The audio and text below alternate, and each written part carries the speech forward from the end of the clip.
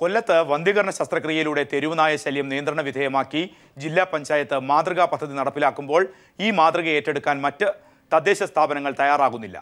സംസ്ഥാന സർക്കാർ നിയമസഭയിൽ കൊല്ലത്തെ പദ്ധതിയെ ഏറെ പ്രശംസിക്കുകയും ചെയ്തിരുന്നു.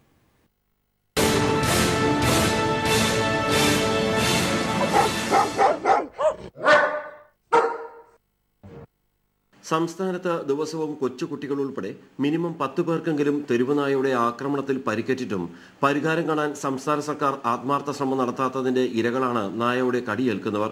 കൊല്ലത്ത് 3 പഞ്ചായത്തുകളിൽ ജില്ലാ പഞ്ചായത്തിന്റെ നേതൃത്വത്തിൽ തെരുവുനായകളെ പിടികൂടി വന്ധീകരണ ശസ്ത്രക്രിയയ്ക്ക് വിധേയമാക്കിയപ്പോൾ തെരുവുനായയുടെ ആക്രമണത്തിന്റെ തോത് ഒരു പരിധിവരെ കുറയ്ക്കാൻ സാധിച്ചു.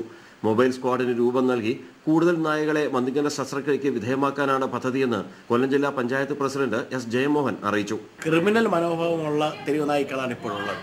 കാര്യം കുറച്ച് ശൗര്യം കുറവുള്ള പട്ടികളെയൊക്കെയാണ് പട്ടിപിടുത്തക്കാരുണ്ടായിരുന്ന ഘട്ടത്തിൽ പിടിച്ചുകൊണ്ടുപോയി. അപ്പോൾ കുറച്ച് അധികം അക്രമവാസനയുള്ള പട്ടികൾ നാട്ടിൽ അവശേഷിക്കുകയും ആ പട്ടികൾക്കുണ്ടായ കുട്ടികളാണ് നാട്ടിലുള്ളത് എന്നതുകൊണ്ട് തന്നെയാണ് മനുഷ്യർ ഉൾപ്പെടെ ഉപദ്രവിക്കുന്ന നിലയിലേക്ക് തന്നെ അത് പെരുകിക്കൊണ്ടിരിക്കുന്നത്. അപ്പോൾ ഇതിൻ്റെ വർധനവ് തടഞ്ഞുകൊണ്ട് ഇത് നിയന്ത്രിക്കാൻ കഴിയുമെന്ന് തന്നെയാണ് പ്രതീക്ഷിക്കുന്നത്.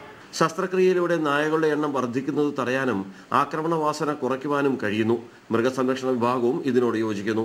പക്ഷേ ചില തദ്ദേശ സ്ഥാപനങ്ങൾ തെരുവുനായകളെ പിടികൂടി കൊല്ലണമെന്ന് വാദിക്കുന്നു. രാജ്കുമാർ, ന്യൂസ് ബ്യൂറോ, കൊല്ലം.